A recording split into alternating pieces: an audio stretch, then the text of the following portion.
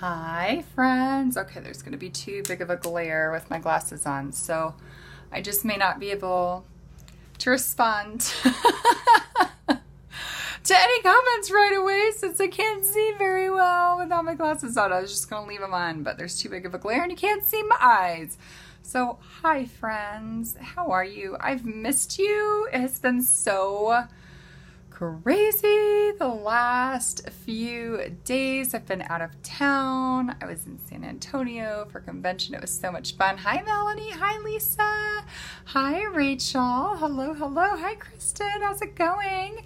If you guys are just popping on, give me a little hashtag hey girl. If you're watching the replay, give me a little hashtag replay. Here I am, just me, no makeup. Hi, Anne. Hey, Gretchen. No makeup, no fancy background. I still haven't finished unpacking. You guys, like, this is like as real as it gets. Hi, Alicia. In fact, you can hear my voice is still a little weak from all the yelling, like happy yelling, because it was just loud at convention. So I'm still recovering. I took the day off yesterday and just rested when I got home. I fell asleep on the sofa, which I never do. My husband's like, I know if you ever fall asleep on the sofa to just leave you alone, because you are like, you're not even running on empty. You're done. You've got nothing left. Hey, Lindsay. Hey, Karen. Okay.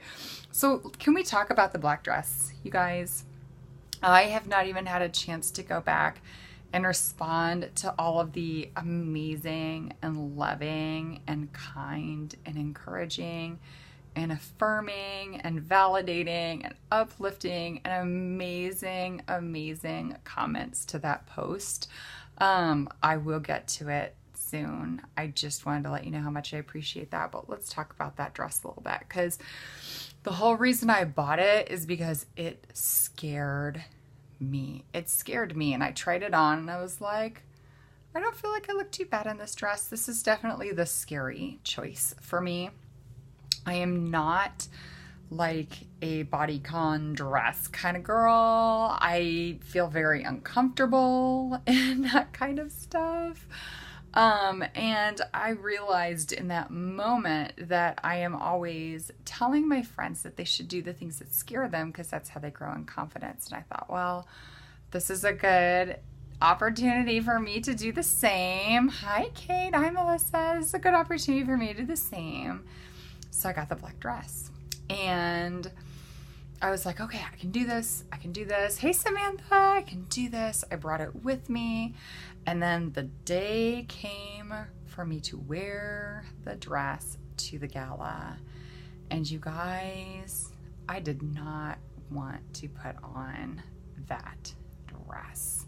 Hey, Renee, like, it was the last thing I wanted to do. I was honestly tempted to go in shorts and a t-shirt to the gala, because the thought of putting that dress on and walking into a room with 10,000 other women in this dress terrified me. And I'll tell you why in a second. Hey, Betsy, we're talking about the black dress. I'll tell you why in a second. But you need to know something about me. Someone told me a long time ago that I am a seer of beauty. And I had never really thought of myself that way until she said that. But it hit me in that moment that she's absolutely right. Like, my eyes and my heart are just naturally attuned to beautiful things. And I see the beauty in like everything. I've always been a glass half full kind of girl. I've always seen the silver lining. I see the beauty in every situation, in every person. It's just how I'm wired. And so I could walk into that room with 10,000 women and I could walk up to every single one of them and tell them what is beautiful about them. And I see their beauty, even if they don't, I see their beauty and I celebrate their beauty. Doesn't matter what they look like. None of those things matter. I see their beauty. But when it comes to myself, I still really struggle to see my own. And this business has been very healing for me in that way. I see a lot of beautiful things about me now. And when somebody tells me that I'm pretty, I'm no longer like, oh, stop. No, I'm not. I simply accept that they see my beauty and I appreciate that they see it and they point it out to me. And I've stopped a lot of negative self-talk. Whenever I get in front of the mirror now, I don't stand there and just start tearing myself apart. Don't we use our mirrors for like the worst possible thing ever, you guys? Like if you get in front of the mirror, don't you immediately start just like kind of picking yourself apart? I stopped that habit a few years ago. I stopped, and now every time I get in the mirror, I intentionally point out things about myself that I think are beautiful, whether it's the way I look or my heart or any of those things. So I have broken that habit. But there's this one thing about my body that I still struggle with. And I think a lot of us have that struggle. Ladies, thank you so much for your comments. I can fuzzily see them, and I see that they are affirming it, they're encouraging, and they're me too. To me, there's no more powerful 2 words in the whole world than me too. Me too, just to know that you are not alone and that we share the connection of this human experience is so powerful, isn't it? But there's this one area of my body that ever since I was very young has always been a source of major insecurity for me. When I was in 7th grade, my music teacher pulled me aside and told me that she was concerned about my health. By the way, this woman must have been crazy looking back at this. What the heck was she thinking? 13-year-old girl. She was concerned about me because I was always very, very thin. I'm just really finely like built. You guys, I just have a really small frame, even though I'm tall. That's just kind of how I am. Anything that grows on my body, I don't grow this way, I grow this way. And so my belly grows out. And so in 7th grade, my teacher said, you know, you're very thin, but your lower abdomen, you carry weight there. And I read a study recently that women who carry their weight in their lower belly are more apt to end up with ovarian cancer. And that's just something you need to be aware of. I'm in 7th grade. I'm not thinking about ovarian cancer. I'm thinking about not looking awkward and accidentally bumping into the boy that I think is cute, right? Okay? Like, that's not on my mind. But it's just the way my body's always been built. Hey, Kayla. It's just the way my body's always been built. And when I gain weight, again, I grow this way. I don't grow this way. And it's something that has always been pointed out to me. Even when I was in high school, I had people ask me if I was pregnant. I still have people ask me if I'm pregnant. Guys, don't do that. It really sucks when you're not pregnant. It's just where my body carries any extra weight. It always has been. It is what it is. I've got a pooch. And it is one of those things that has always been negatively pointed out to me for almost as long as I can remember. And I've developed kind of a complex about it. I don't talk about this often because I'm so afraid people are going to be like, oh, check me out, that's how I'm being. I'm not, okay? But you need to know my story. You need to know my history. You need to know where this comes from.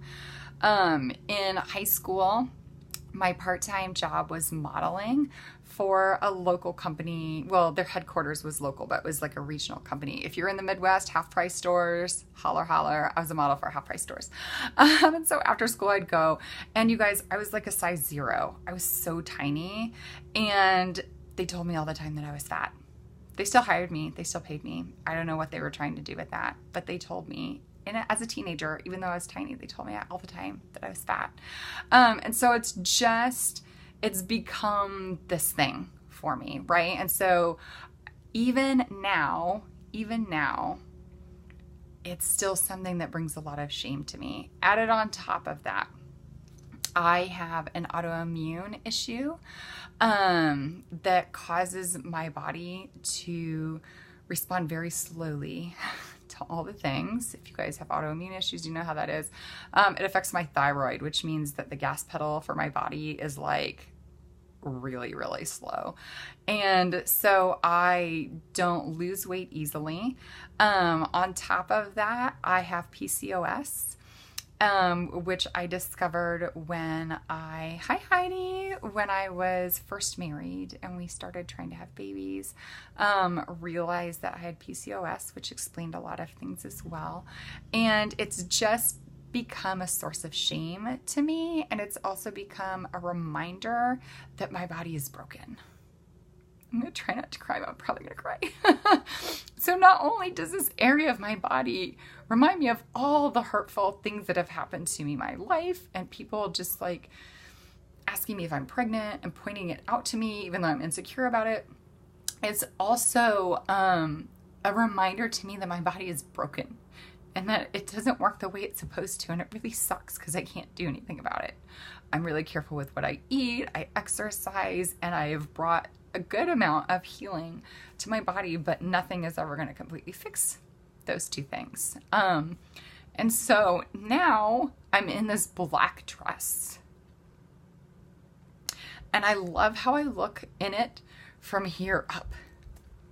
And everything below there, I just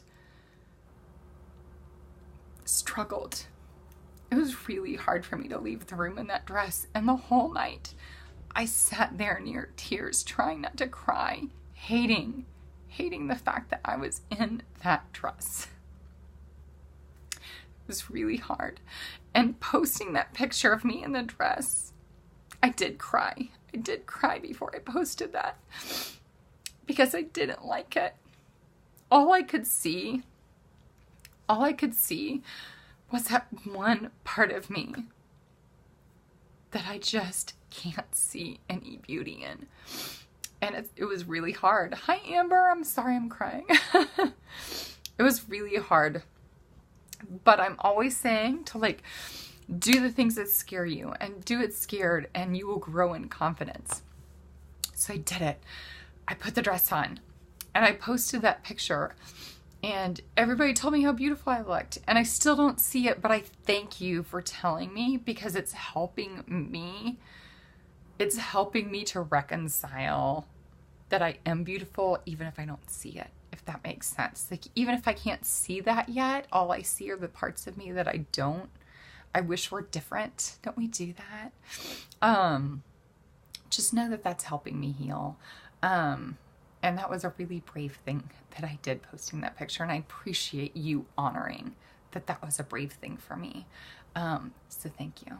And thank you that no trolls came on and pointed anything out to me. Thank you, Jesus.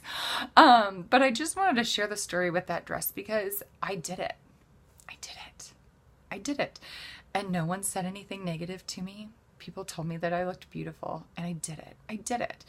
And I feel more confident. Will I wear that dress again? I don't know. Maybe one day I will. Maybe one day I will. But just know that, like, even if it's scary, by the time I got back to the hotel room that night, it wasn't even on my mind anymore. I wasn't thinking, I can't wait to get back to this hotel room and take off this dress. Was it hard? Yeah. But I proved to myself that I can wear the scary black dress. And I don't ever have to wear this scary black dress again if I don't want to. But I can. I can if I want to. And that was a big deal. So I just wanted to pop on, share that story with you, and just say, I think we all have parts of us that we struggle to see the beauty in. And maybe it's a physical part of you. Maybe it's a part of your personality. Oh, that's a whole other story, you guys. I spent almost 40 years of my life hating the personality that God created in me as a gift. And that's a whole other video. We could talk about that another time. But maybe it's part of your personality that you wish you could change, but you can't, because it's just who we are. Maybe it's something else. But I think we all struggle with that one thing that we just have a hard time seeing as beautiful about us. And I just want to say, yeah, me too. Yeah, me too. We all do. And we can either spend a lot of time focusing on that one thing that we don't like and we don't think is beautiful, or we can instead just accept that that's part of who we are, and that we're not perfect and we're not meant to be perfect. And part of our beauty is in our imperfection. It's part of what makes us so beautiful, is the fact that we're imperfect and that we're so different and we're so unique, right? So those things that are so hard for you that to like accept and see about yourself and to see as beautiful, let them show every once in a while. just so someone else can point them out and say, hey, that thing that's actually really beautiful about you. Hey, that thing, it makes you kind of awesome. And prove to yourself that you are brave and that you're awesome, even with that thing. Probably even because of that thing. Dare I say. Okay, so thank you for letting me share my little my black dress story with you, and thank you for all of your love and support for that post. Like, it means a lot to me. We're all works in progress, but I just want to say I love you and just share a little bit of my heart, so that you can say me too. So you could say me too. Okay, we all have a me too. So I love you, ladies. I will be back at some point to do something fun with makeup. Today's just not the day for that. All right, I love you. I'll check in with you later. Bye.